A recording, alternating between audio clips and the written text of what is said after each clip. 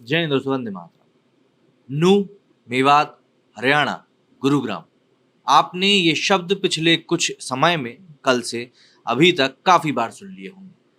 बोला जा रहा है कि मेवात में दो समुदायों के बीच में झड़प हो गई, पत्थरबाजी हो गई। लेकिन शुरुआत तो किसी एक समुदाय ने ही करी होगी। काफी सारे वीडियो सोशल मीडिया के अलग अलग प्लेटफॉर्म्स पर इस समय वायरल हो रहे हैं, जिनमें कि देखकर ये पता लगाना बिल्कुल भी मुश्किल नहीं है किसी भी व्यक्ति के लिए कि किस समाज ने इसकी शुरुआत करी और क्या इनको समस्या रही होगी। इस वीडियो में हम लोग बात करने वाले हैं अभी तक जो जो कुछ भी वहां पर घटित हुआ उसके बारे में, और इसके बाद हम लोग एक अगला वीडियो करेंगे जिसमें कि बात करेंगे वजहों को ढूंढने के लिए कि आखिर क्या वो वजह हो सकती हैं कि यहाँ पर इतनी ज्यादा भारी मात्रा में हिंसा देखने के लिए मिली। मतलब आप जरा सोचिए कि इस समय एक इमरजेंसी की सिचुएशन वहां पर बन चुकी, तो आखिर जो ये पत्थरबाजी हुई उसके लिए पत्थर इतने इकट्ठा कहाँ किए गए, कैसे किए गए, कब किए गए। क्योंकि अगर मैं राह चलते ही किसी से परेशान हो जाऊं, उसको पत्थर फेंकने की कोशिश करूं ना, तो पत्थर आपको मतलब 2 4 5 मिल जाए बहुत बड़ी बात है। तो ऐसे में 100 लोग लगातार अगर पत्थर फेंक रहे हैं तो आप समझ लीजिए कि वहां पर पत्थर कितने इकट्ठा किए गए होंगे। वहीं भारत, जो कि एक हिंदू बहुल राज्य है जिसमें कि कहा जाता है कि हिंदू इंटॉलरेंट है, वही हिंदू एक मंदिर में छिपने के लिए मजबूर हो जाते हैं। तो आप खुद सोच लीजिए कि यहाँ पर हिंदू मेजोरिटी में होकर भी कितने इंटॉलरेंट हो रहे हैं। खैर, ये सब बातें तो आगे बढ़ाई हैं। दरअसल हरियाणा के मेवात, गुरुग्राम, फरीदाबाद और रेवाड़ी, ये वो 4 जिले हैं जहां धारा 144 इस समय लागू। वजह, दो पक्षों में विवाद और पत्थरबाजी के बाद उपजा तनाव। इस तनाव की शुरुआत मेवात के नू इलाके से हुई, जहां हिंदू संगठनों द्वारा निकाली जा रही एक ब्रजमंडल यात्रा के दौरान दो गुटों में टकराव हुआ। टकराव के बाद पत्थरबाजी की खबरें आईं और देखते ही देखते 50 गाड़ियां आग के हवाले कर दी गई। इस हिंसा में 2 होमगार्ड और एक नागरिक की मृत्यु हुई है और 10 से भी ज्यादा पुलिसकर्मी यहां पर घायल हुए। शुरुआत में तो मेवात का पुलिस बल तक हिंसा पर काबू पाने के लिए कम पड़ गया। ऐसे में हिंसा प्रभावित क्षेत्र के गुरुग्राम से मेवात फोर्स भेजा गया। तो इस बीच हमलावरों ने मेवात से गुरुग्राम जा रही पुलिस की गाड़ियों पर भी पथराव कर दिया और इसके भी वीडियोस बाकायदा सामने आए। इस हमले में कुछ पुलिसकर्मी घायल हो गए। वहीं होमगार्ड नीरज, मतलब कि जो थाना खिड़की थे, वह होमगार्ड गुरुसेवक की मृत्यु हो गई। अन्य सभी पुलिस कर्मी जो घायल थे वे मेदांता अस्पताल में अपना इलाज करवा रहे हैं। आपको यहाँ पर यही बता दूं कि हरियाणा का मेवात नू इलाका गो तस्करी के विवाद में पहले से ही बेहद संवेदनशील रहा है।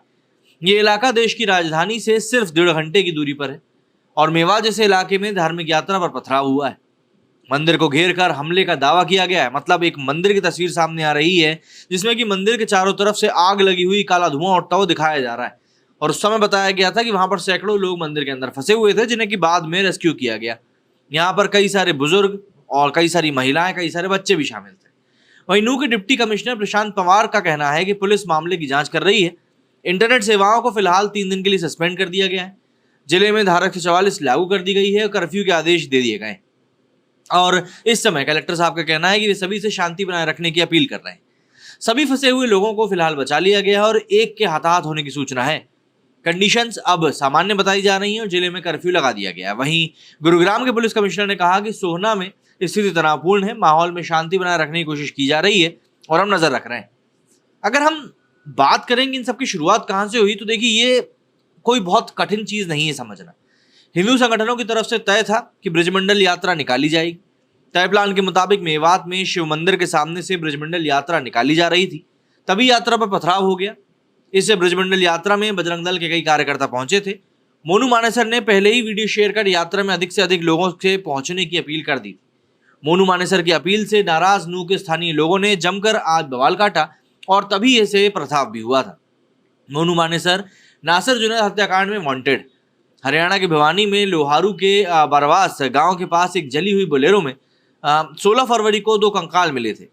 मृतकों की पहचान नासिर, जिसकी उम्र 25 साल, और जुनैद, जिसकी उम्र 35 साल के तौर पर करी गई थी। इन दोनों की हत्या के बाद ही मोनू मानेसर चर्चा में आया था और हाल ही में उसने सोशल मीडिया पर वीडियो जारी कर मेवात इलाके में होने वाली एक महारैली में शामिल होने का सभी को न्योता दिया था। इतना ही नहीं, मोनू मानेसर ने कहा था कि मैं खुद भी इस रैली में शामिल होऊंगा। वो इन दिनों फरार चल रहा है। उसके आने से स्थानीय लोग नाराज थे और पथराव शुरू हो गया।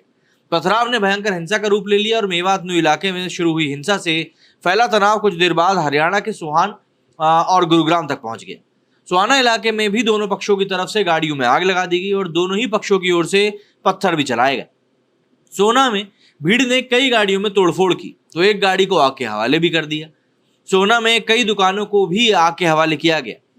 मेवात जिले में इस बवाल के बाद धारा 144 लागू कर दी गई। डिप्टी कमिश्नर ने स्थानीय लोगों से शांति व्यवस्था बनाए रखने की अपील करी। जिले में अतिरिक्त पुलिस बल की तैनाती भी कर दी गई है। फिलहाल स्थिति नियंत्रित में बताई जा रही है और मेवात जिले में आगामी आदेश तक इंटरनेट सेवा बंद रहेगी।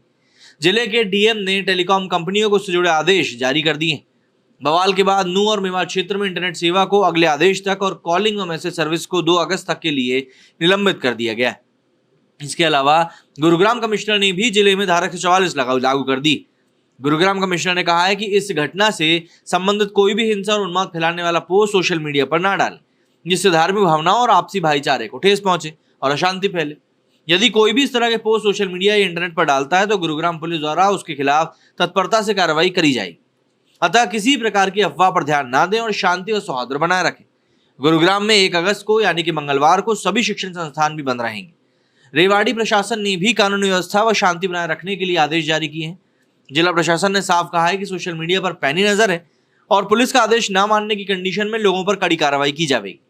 जिला प्रशासन की आमजन से अपील करते हुए कहा गया है कि सोशल मीडिया पर कुछ भी आपत्तिजनक पोस्ट ना डालें, वरना सख्त कानूनी कार्रवाई होगी। पड़ोसी जिले नूंह में हुई सांप्रदायिक हिंसा के बाद फरीदाबाद के डिप्टी कमिश्नर ने आज मतलब कि 1 अगस्त को सभी सरकारी और प्राइवेट स्कूलों को बंद रखने का आदेश जारी किया है। फरीदाबाद के डिप्टी कमिश्नर ने एक अन्य आदेश में नूंह में हुई हिंसा के मद्देनजर धारा 144 लागू किया है। हरियाणा के 2 जिलों में भड़की इस हिंसा के बाद सीएम और गृह मंत्री ने बयान जारी कर शांति व्यवस्था बनाए रखने की अपील करी। इस बवाल को लेकर हरियाणा के गृह मंत्री अनिल विज ने कहा कि अभी सूचना मिली है कि मेवात में विश्व हिंदू परिषद के सदस्य पुलिस से बाकायदा इजाजत लेकर भगवा यात्रा निकाल रहे थे। जैसे ही यात्रा ननद गांव के करीब पहुंची तो दूसरे समुदाय के लोगों ने यात्रा पर पथराव करना शुरू कर दिया।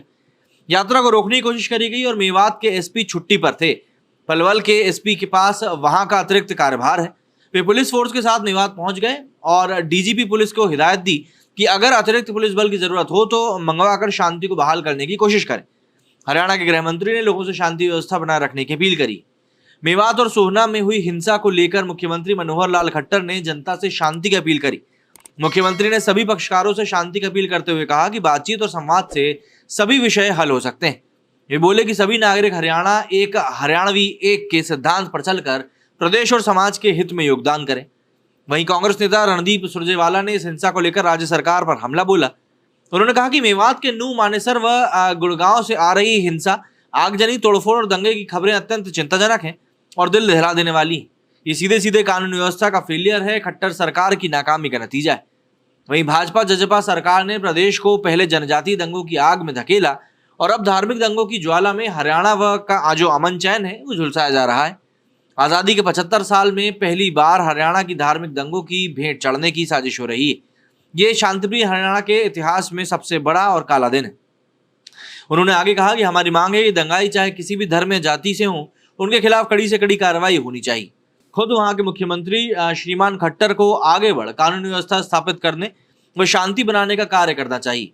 सीएम खट्टर जी का जानना चाहिए कि ये वक्त हाथ पर हाथ धरकर बैठने का नहीं है और समय की मांग है कि सीएम आगे आए, सभी पक्षों से वार्तालाप करें, शांति बनाएं, दोषियों के खिलाफ कार्रवाई करें तथा जो कंडीशन है उसको समझें और जो राजधर्म है उसको निभाएं। इसके अलावा समाजवादी पार्टी के प्रमुख अखिलेश यादव ने भी हिंसा को लेकर केंद्र और राज्य सरकार पर निशाना साध दिया। अखिलेश जी ने लिखा कि हरियाणा की हिंसा मणिपुर के बाद डबल इंजन सरकार की नाकामी का एक और एग्जाम्पल है। सरकार के रूप में भाजपा का इंजन बुरी तरह से फेल हो चुका है। तो मेवात नूंह में इस समय क्या चल रहा है ये बात मुझे लगता है आप समझ ही गए होंगे। क्या कहना है आप लोगों का इस बारे में कमेंट करके जरूर बताएं और सोशल मीडिया पर किसी प्रकार का भ्रामक पोस्ट करने से बचें। मेरे स्टूडियो फिलहाल इतना ही। जय हिंद, जय भारत।